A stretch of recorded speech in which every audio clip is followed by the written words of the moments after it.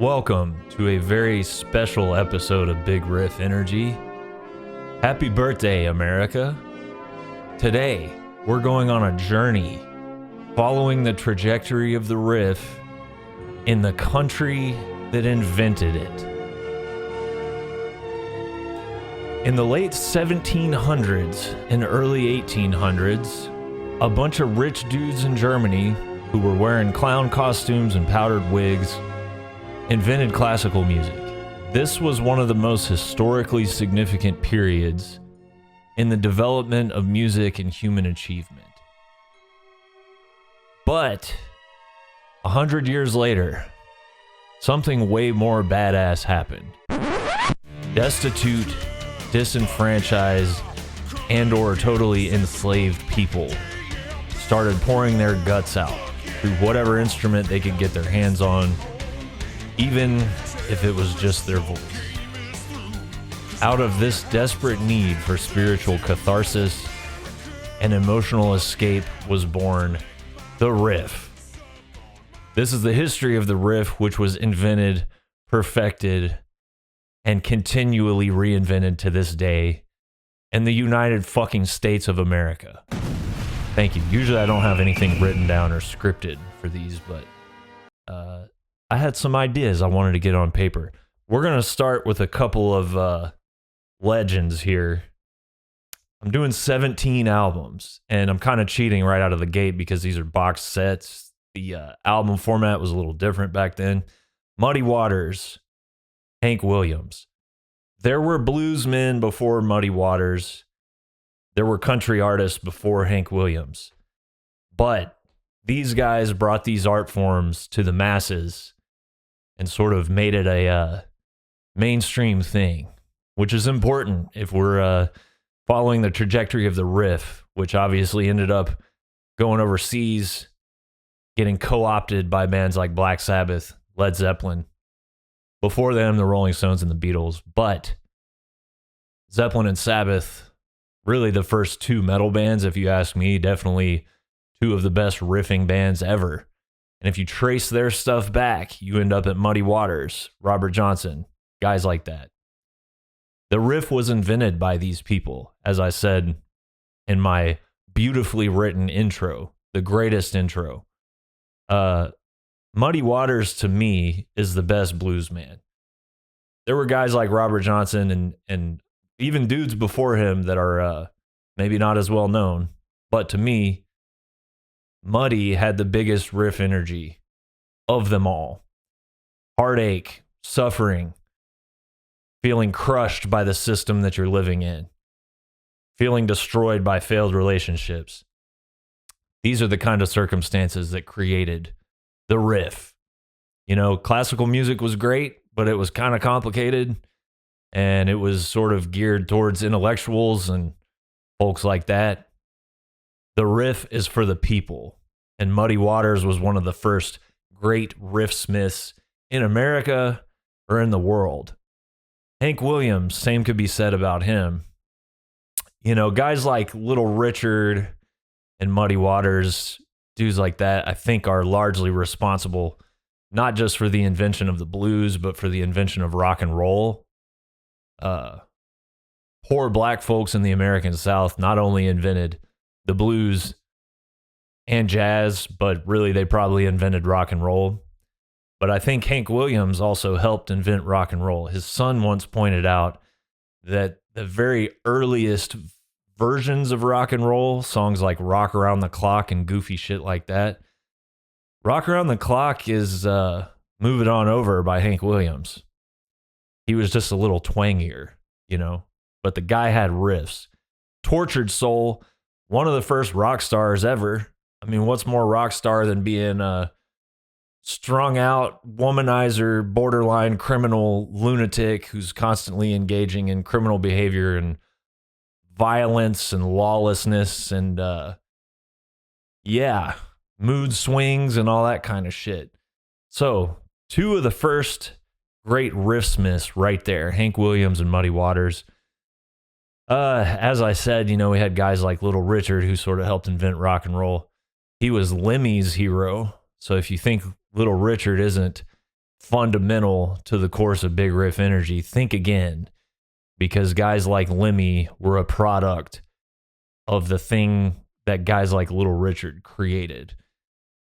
I would say the next huge monumental event over the course of American Big Riff Energy, and it sort of pains me to put this record on here because it's two Brits in the band, you know, and this is about the birth of America, so that's a touchy subject on this episode.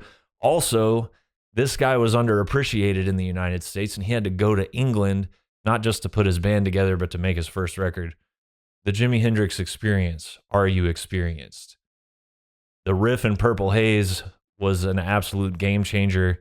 It seems overplayed and cliche and boomerish these days, but you have to consider the context. First track on the first Hendrix album, dissonant, weird, crazy. Hendrix represents everything awesome about America. Not only did he serve in the armed forces, but when he came out of that experience, he went basically as far in the other direction as you could possibly go. And if one of the cool things about America is true, absolute, real freedom to be whoever you want to be and do whatever you want to do, nobody's more American than Jimi fucking Hendrix. For my money, the greatest guitar player that ever lived. The reason I picked up a guitar. Next, this is all subjective too, by the way, guys, so feel free to chime in at any point in the comments and tell me what I missed. 1969, a couple years after the first Jimi Hendrix album, Credence Clearwater Revival is releasing 15 albums a month with no bad songs on them. My personal favorite of theirs is Green River from 69, right here. You know what? I'm going to bring my little notes up just so I get all the years right here. Obvious all-time great riff smith, John Fogerty.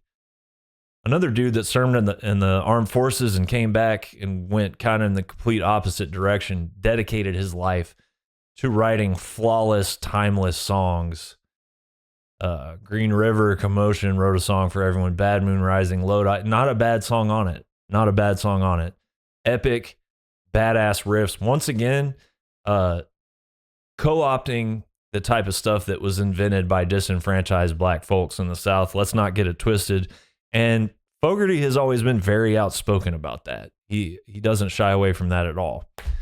All right. Next up, 1972 from Texas, ZZ Top, Tejas.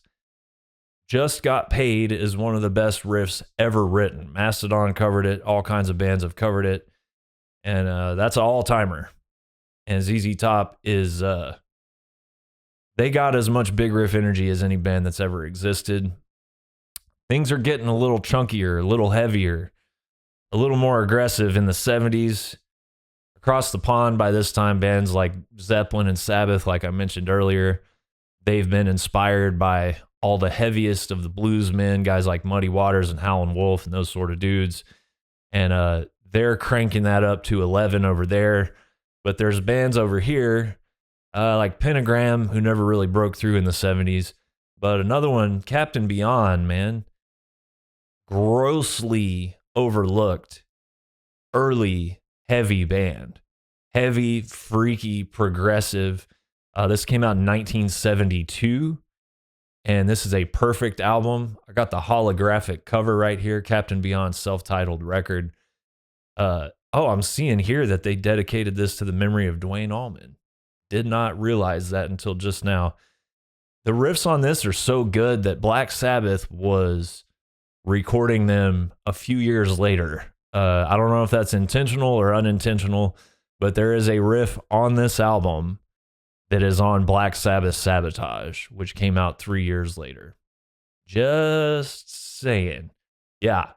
For fans of Pentagram, Blue Cheer, early Sabbath, early Zeppelin, Pink Floyd, I've heard through the grapevine that the Minor Threat guys were listening to Captain Beyond self-titled quite a bit as they were forming Minor Threat. which kind of makes sense in a weird way. Okay, we're going to Florida the next year. Lynyrd Skynyrd, pronounced Lynyrd Skynyrd. These guys were coming up quick. They were wood shopping in the Hell House, which was a brutal air-conditionedless shed in the swamp.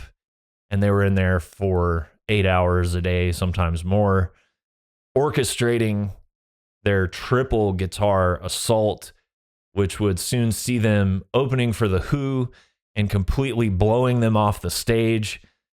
USA in this hoe. Then later opening for the Rolling Stones, being told, you can do whatever you want, just don't walk out on the long tongue. And Ronnie Van Zant drags all of his guys out onto the long tongue, and nobody wants to do anything about it, and I don't blame them. Perhaps the biggest riff energy that America has ever produced, pre-plane crash Lynyrd Skynyrd, flawless 5-album run. This is maybe the best 1-2 punch opening an album between I Ain't the One and Tuesday's Gone. Classic, amazing stuff. One of the greatest things that America has ever produced. Okay, Detroit is a scene that is really underappreciated in the States. I mean, it was in the 70s, it was overflowing with big riff energy. You had the Stooges, you had MC5, Alice Cooper even came up in Detroit. I want to shout out Susie Quattro, who for my money is the #1 female representative of American big riff energy. She was Joan Jett before Joan Jett. She was Miley Cyrus before Miley Cyrus. And she beat the shit out of a bass guitar that was as big as she was. Total badass. Check out Susie Quattro. Today I'm picking, of all the great stuff out of Detroit, Seger. Seger's got the biggest riff energy of them all, and I think he's overlooked because of his hits. Old time rock and roll is played out in cliche, but this album, Night Moves, man, flawless, start to finish. Heavy for the time, you know. Swagger. That's what we're missing these days. These guys and gals in the 70s had a swagger that is underrepresented these days. Next up, back to Florida, 1979. It doesn't get more American than Tom Petty and the Heartbreakers. Damn the Torpedoes is a perfect album. And I think anybody that grew up in Americana,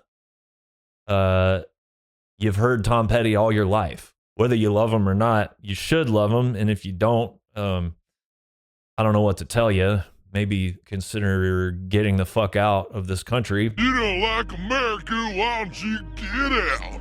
This is a great album. And give it another chance if you're not already a fan. Yeah, man. Refugee's a really good riff. I almost think that that riff inspired Crazy Train a little bit. Side by Side. We're going to go back to Texas. Roky Erickson. This guy pretty much invented psychedelic rock. The album I'm going to choose is The Evil One. This is Roky and the Aliens.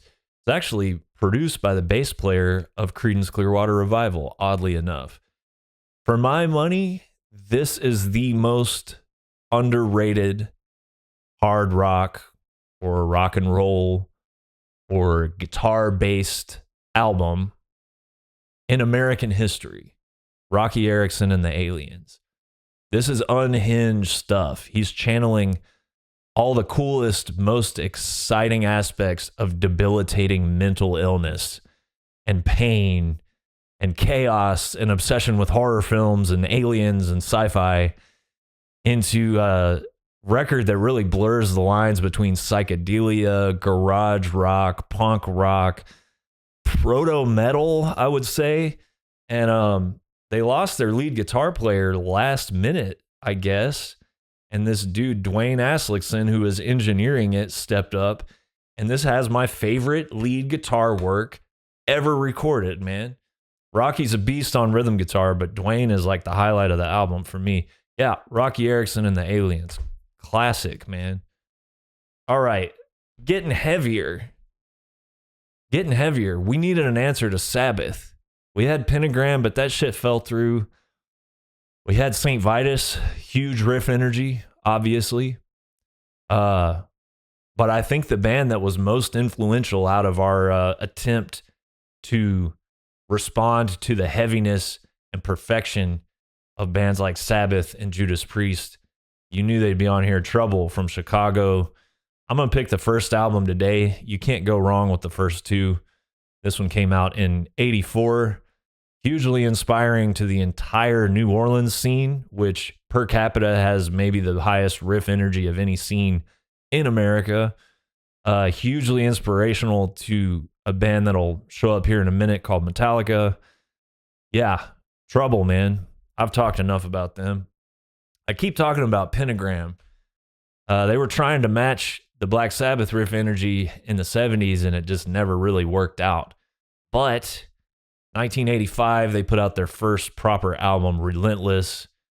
And between Trouble Psalm 9 and Pentagram Relentless in those 2 years, America is now winning the riff arms race, which was in close contention up until now because of the UK mainly.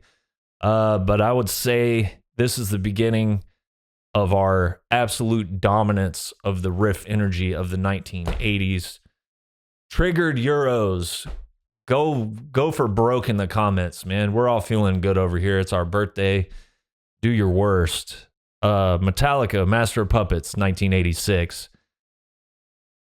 Yeah, you know, we invented the riff. You can't argue with that. The riff got to the UK and became heavier. I would say I will concede that the United Kingdom invented metal. I will concede that. But I think the motto of the United States might be, if you look at the big picture, anything you can do, we can do better. And we did. And we produced Metallica, Master of Puppets, and it's the best metal album ever made. Sorry, 1986. All right. I've talked a little bit about what I love about America. Let's dive into the absolute worst, most toxic, destructive, horrible aspects of what America represents. Carnivore, Retaliation, 1987. We spend more money on bombs than anyone else. We spend less money on our own people's well-being than anybody else because we hate ourselves and everyone else, and we're scared of everything. And we will destroy the planet for hardly any reason at all. All of these things are represented in this powerful representation of, just the absolute most toxic, self-loathing, and outwardly hateful demons of the American psyche. Carnivore, Retaliation. You know, sometimes it's important just to let it all out. It's very cathartic, you know, just get it out, talk it out, and then maybe you won't act it out, right? Okay, I will say that the USA also invented death metal. Sweden, you were very close, but no cigar. We invented death metal with Possessed, Seven Churches, but to me, like the first great, real, actual death metal album that sounds totally like what death metal still sounds like, Florida Again, Death, Scream, Bloody Gore, duh. Not only did we invent it, this time we perfected it and invented it. Morbid Angel, 1989, Altars of Madness. To me, it's astounding how early in the death metal game this record came out, because by all metrics, it is fair to still consider it the greatest death metal album ever made. The amount of innovation, experimentation, but absolute commitment to what death metal is, Altars of Madness, all these years later, still might be the best. You can make a strong argument for that. We're going to go back to Texas, man. Solitude, Aeturnus. We're kind of getting our asses kicked at this point on the epic doom front. You know, there's a few American representatives here and there, but once again, you know we got to play catch up. We're very, very, very competitive over here. And Solitude Aeturnus comes out 91, puts out what I think is still the best epic doom metal album ever made. Sorry, Candlemass, you did real good, but yeah, we just can't stop winning over here. Solitude Aeturnus, 1991, Into the Depths of Sorrow. And I think I did 17 in honor of 1776, obviously. The cherry on top of this Sunday of absolute world domination, Pantera, Vulgar Display of Power. I would not say that this is my favorite Pantera record necessarily, but in a lot of ways it's the greatest one, and I think it's the most significant for our purposes here today, which is tracing the origins of the riff and the genesis of the riff from the American South all across the globe, but really focusing on America's contribution to this. These guys, while they were in the studio recording Vulgar Display of Power, went over to the freshly dissolved Soviet Union and played that free concert in front of 1 million people. That's fucking as American and free world as it gets. I think about that Moscow concert all the time. There had to be so many people there that was the best fucking day of their life. Thanks to bands like Metallica. Got to mention AC/DC, even though they're not American, you know. Pantera, Black Crowes gave a lot of people the most awesome and epic day of their lives, and it was right in the middle of Pantera recording one of the most focused, aggressively positive and uplifting and unifying pieces of extreme music. That's a stretch. We'll call it metal. But yeah, just uplifting, honest, inspirational, unifying. I love it. Vulgar Display of Power, man. Also, the United States in and of itself is a bit of a vulgar display of power. Wouldn't you agree?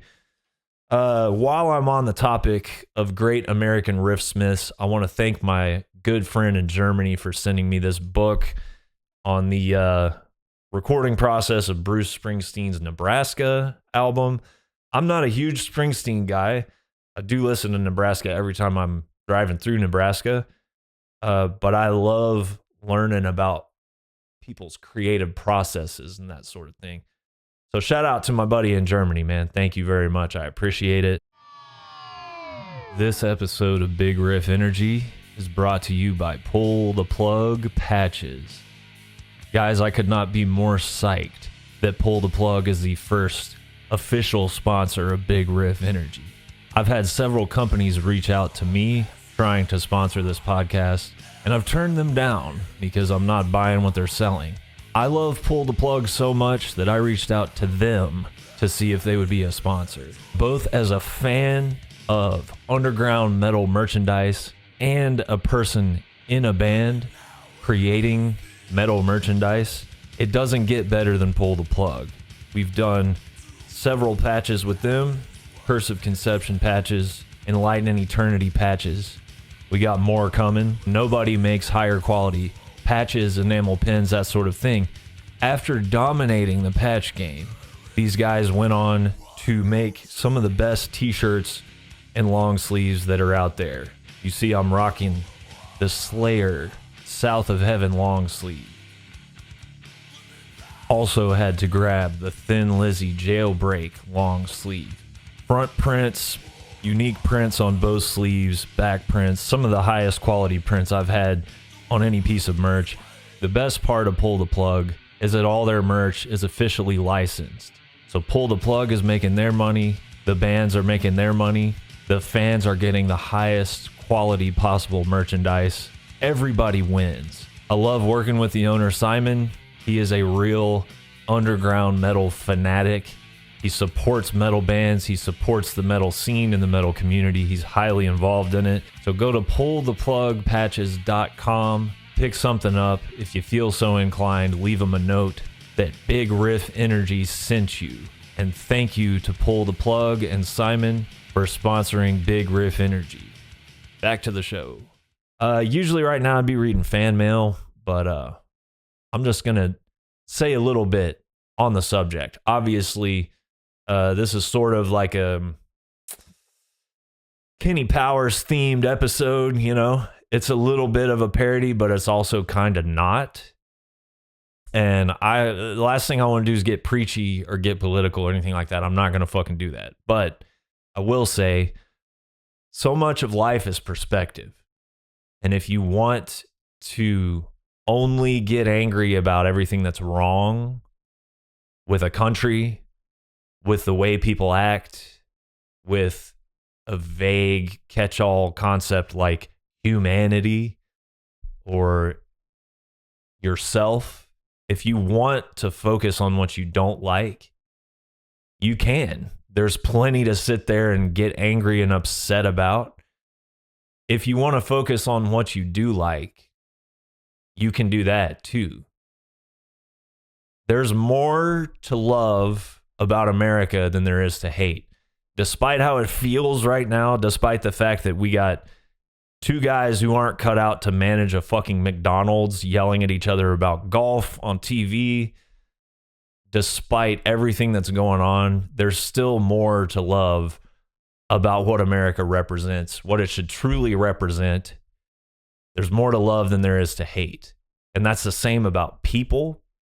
There's more to love there than there is to hate. That's the same about music and metal and current music and old music. If your perspective is dialed in on the positive, then you'll see the positive. And we're going to be fine.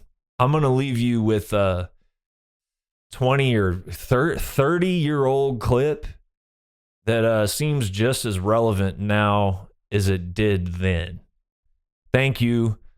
God bless you. God bless America. God bless the fucking Riff. See you next time. Fuck in there, it's physics.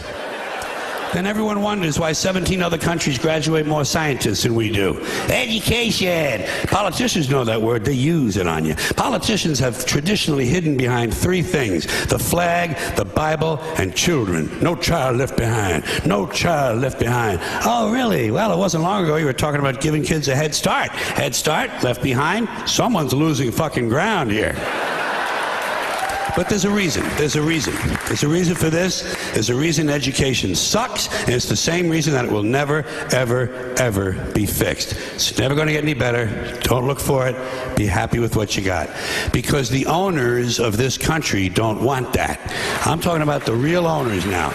The real owners, the big wealthy business interests that control things and make all the important decisions. Forget the politicians. The politicians are put there to give you the idea that you have freedom of choice. You don't. You have no choice. You have owners. They own you. They own everything. They own all the important land. They own and control the corporations. They've long since bought and paid for the Senate, the Congress, the state houses, the city halls. They got the judges in their back pockets. And they own all the big media companies, so they control just about all of the news and information you get to hear. They got you by the balls. They spend billions of dollars every year lobbying to get what they want. Well, we know what they want. They want more for themselves and less for everybody else. But I'll tell you what they don't want. They don't want a population of citizens capable of critical thinking. They don't want well-informed, well-educated people capable of critical thinking. They're not interested in that. That doesn't help them. That's against their interest. That's right. They don't want people who are smart enough to sit around the kitchen table and figure out how badly they're getting fucked by a system that threw them overboard 30 fucking years ago.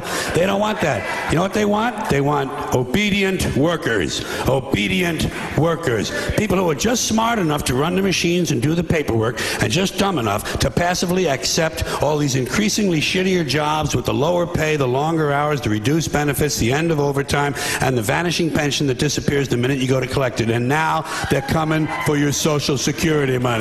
They want your fucking retirement money. They want it back so they can give it to their criminal friends on Wall Street. And you know something? They'll get it. They'll get it all from you sooner or later, because they own this fucking place. It's a big club, and you ain't in it. You and I are not in the big club.